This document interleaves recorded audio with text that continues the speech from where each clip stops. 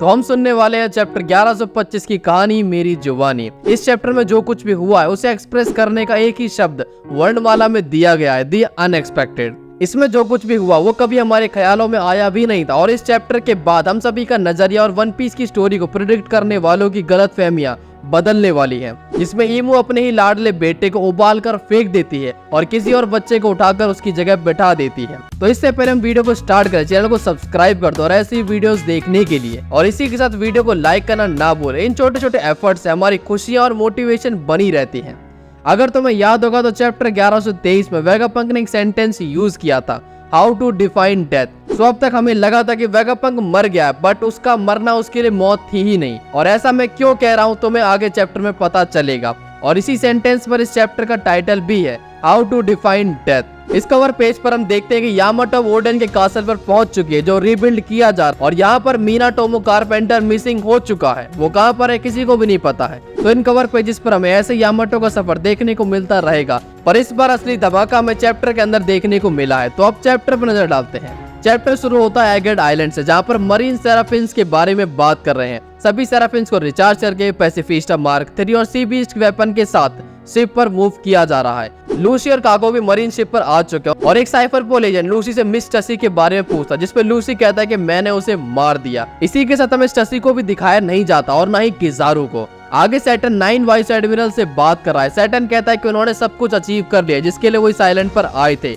Power plant, York और पंक record, जिसके साथ वो मदर फ्लेम्स को बना सकते हैं, but with a great failure. Vegapunk की वजह से दुनिया को काफी चीजों का पता चल चुका है। Failure number 1। आगे सैटर्न 200 साल पहले हुए इंसिडेंट को याद करता है, जब एक ग्रुप ऑफ साइंटिस्ट को ऑर्डर दिया गया था जाइंट रोबोट यानी एमेथ को डिस्ट्रॉय करने का, बट सैटर्न उसे छुपाकर उन्हें स्टडी करने देता है और इस ख्वाहिश में कि इसे मिलिट्री फोर्स की तरह यूज किया जा सके। और अब एगेड पर यह बात रिवील हो गई थी सभी गोरोसे के सामने कि रोबोट इस पूरे टाइम ठीक था। वाइस एडमिरल सैटर्न से माफी मांगते हैं। वो उससे कहते हैं कि हमें स्ट्रैट के पीछे जाकर उन्हें पकड़ना चाहिए, पर सैटर्न मना कर देता है। और डोबरमैन सैटर्न से कहता है कि सर, गवर्नमेंट सोल्जर होने के नाते मैं एक सवाल पूछना चाहता हूँ कि अगर हमारे एक्शन एक फेलियर्स थे, यानी जो कुछ वेगापंक ने कहा वो सब सच था, और बिना कुछ बोले सैटर्न डोबरमैन के सर को उड़ा देता, जैसे उसने पहले मरीन्स को उड़ाया था अपनी एंट्री पर। और अब बाकी वाइस एडमिरल इसे देखते रह जाते हैं। मेडिकल टीम को बुलाया जाता है, पर अब क्या ही बचेगा, वो सांप थोड़ी है। आगे हम लैबो फेज को देखते हैं, जहाँ पर यॉर्क नोटिस करती है कि क्लाउड मशीन अपने आप काम कर रही है और वो दबादब क्लाउड्स को बना रही है, और उसे रोकने का वो ट्राई तो करती है बट काफी देर हो चुकी है। पंक रिकॉर्ड यहाँ पर आइलैंड से डिटैच होकर ऊपर जाने लगता है। यॉर्क चिल्लाती है, पर चिल्लाने से अब क्या होगा। यॉर्क वो बंदी है जिसने अपने बाप के साये को छोड़कर सोचा कि दुनिया कितनी हसीन है, पर अब उसे पता चलेगा कि दुनिया कितनी। यॉर्क सोचते क्या एडिशन अभी भी जिंदा है। हम एडिशन को भी देखते हैं जो कहता है ओह तुम्हें अब समझ आ गया। नेक्स्ट पैनल पे मरिजुआ को देखते हैं, जहाँ पर सभी वेगापंक के मैसेज के बारे में बात कर रहे हैं और दूसरी तरफ फूड शॉर्टेज हो चुकी है। सभी वर्ल्ड नोबल त्राहिमाम चिल्ला रहे हैं और ये सब हुआ है रेवोल्यूशनरी आर्मी की वजह से। पहले तो उनके कमांडर मरिजुआ में घुस गए, उसका फूड स्टोर डिस्ट्रॉय कर देते हैं, फिर काफी सारे फूड सप्लाई को उन्होंने बीच में रोक दिया और काफी सारी कंट्री के रिवॉल्ट करने के बाद उनके सप्लाई पहले से ही कम हो चुके थे। अब उन्हें भी पता चलेगा कि भूख होती क्या है। इनके रोने से हमें क्या फर्क पड़ता है? फर्क पड़ता है तो पेंजे कासल में क्या हुआ, फर्क पड़ता है तो सैटर्न को किसने रिप्लेस करा, फर्क पड़ता है कि अब एक फिगरलैंड गोरोसे बन चुका है। फिगरलैंड गार्निंग मस्त स्टाइलिश सूट पहन के रूम ऑफ अथॉरिटी में एंटर हुआ और चेयर पे बैठ जाता है और इनफॉर्मली सभी एल्डर से बात करता है। गार्लिंग कहता है कि मैं यहाँ पर हूँ क्योंकि मुझे अभी जस्ट ऑर्डर मिला है। ये सूट देखकर मुझे इतना तो पता चल गया कि ईमू को सूट काफी पसंद है, तो तुम लोग भी फाइनल आर्क से पहले एक स्टाइलिश सूट सिलवा लेना, ईमू को देखने में ज्यादा मजा आएगा। वर्करी गार्लिंग से पूछता है कि तुम्हें ऑर्डर किसने दिया।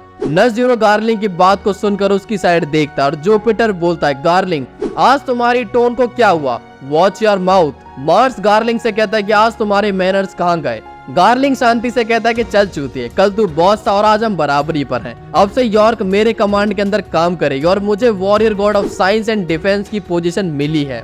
और इस लाइन को सुनने के बाद सभी एल्डर्स के पैरों से जमीन खिसक जाती है। उन्हें उनके प्यारे मित्र सैटर्न की फिक्र होने लगती है और मार्स कहता है कि ऐसा नहीं हो सकता है। गार्लिंग यहाँ पर बोलता है कि यहाँ से चीजें अब मैसी होने वाली हैं और अब जो दुनिया में चल रहा है ऐसा कभी नहीं हुआ था। चलो एक साथ मिलकर इस जगह को ठीक करें माय फेलो एल्डर्स। और गार्लिंग की इस लाइन में ज्यादा वेट था, यानी गार्लिंग और एल्डर्स के बीच में कुछ तो पुराना सीन चल रहा है। अब जब गार्लिंग एल्डर बन चुका है तो बाकी एल्डर्स की तरह उसके भी ईमो की साइड से पावर्स दी जाएंगी, यानी कोई योकाई फॉर्म। गार्लिंग को ईमो का दूध पीकर रिचुअल परफॉर्म करना होगा, जिसके बाद उसे मिलेगी योकाई फॉर्म। तो वो क्या हो सकती है, तुम कमेंट्स में बताओ। कौन सी योकाई फॉर्म गार्लिंग पे ज्यादा मैच करेगी। आगे कट टू द एगेड आर्क। हम यहाँ पर देखते हैं कि सैटर्न सभी वाइस एडमिरल्स के सामने चिल्लाता हुआ फ्लोर पर गिर जाता है और उसकी बुंड से ब्लैक फ्लेम्स और ब्लैक लाइटनिंग निकलती है। सैटर्न दर्द से करहा रहा है और वाइस एडमिरल्स को कुछ भी समझ नहीं आ रहा है। उन सभी की फटी पड़ेगी वर्ल्ड की हाईएस्ट अथॉरिटी के साथ कुछ गलत हो रहा है। सैटर्न सोचता है कि ऐसा नहीं हो सकता है। ईमो सामा, सैटर्न की एज रैपिडली बढ़ने लगती है और वो अब मम्मी की तरह दिखने लगता है। सिर्फ सैटर्न को ईमो की आवाज सुनाई देती है और वो कहती है कि तुमने जॉय बॉय को वहां से निकलने कैसे दिया। सैटर्न ईमो से माफी मांगता है और कहता है कि उसकी पावर मेरी सोच से ज्यादा थी और इस दर्द में करहाते हुए एक एक्सप्लोजन होता और फ्लेम्स के हटने के बाद वहां पर सैटर्न का स्केलेटन फ्लोर पर पड़ा हुआ था, यानी वो चीख ओरिजिनल सैटर्न की आखिरी चीख थी। यही तो होते हैं गॉड जो कभी भी ऊपर नीचे आ जा सकते हैं। आज ऊपर है तो कल किसी के नीचे आ जाएंगे। इस गॉड को काश किसी ने बताया होता कि तुम्हारे पास कितनी भी पावर क्यों ना हो, एंड में जो रह जाएगा वो है बुरुक, जो अब सैटर्न का बाहर आ चुका है। ईमो ने जो पावर्स दी थी वो गिफ्ट थोड़ी था, वो कर्ज था।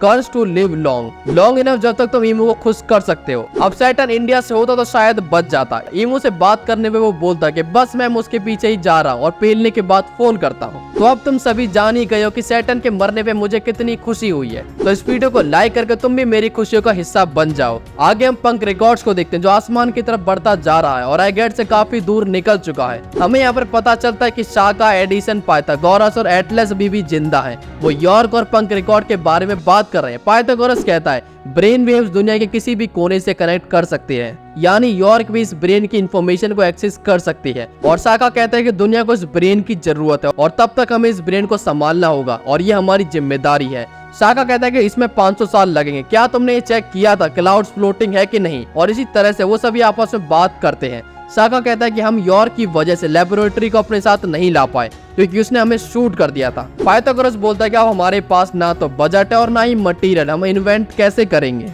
तभी एडिसन बोलता है कि डोंट वरी, यहाँ पर हमारा दोस्त काम आएगा। हम एगडोप के अंदर देखते हैं कि वेगापंक क्लोन्स के काफी सारे पार्ट रखे हुए हैं जिससे ये लोग एक बॉडी को तैयार करते हैं, जिसमें एडिसन का हेड होता है, साका की बॉडी और लेग, एटलस का लेफ्ट आर्म और पाइथागोरस का राइट आर्म। ये बॉडी थोड़ी अनइवन है पर काम तो चली जाएगा। इस बॉडी के अंदर 4 दिमाग हैं। वो सभी कहते हैं कि चलो यॉर्क के सभी पार्ट्स को फेंक देते हैं। एडिसन वेदेरिया में हेरोडस को कॉल करता है। हेरोडस बोलता है कि तुम मरे नहीं अब तक।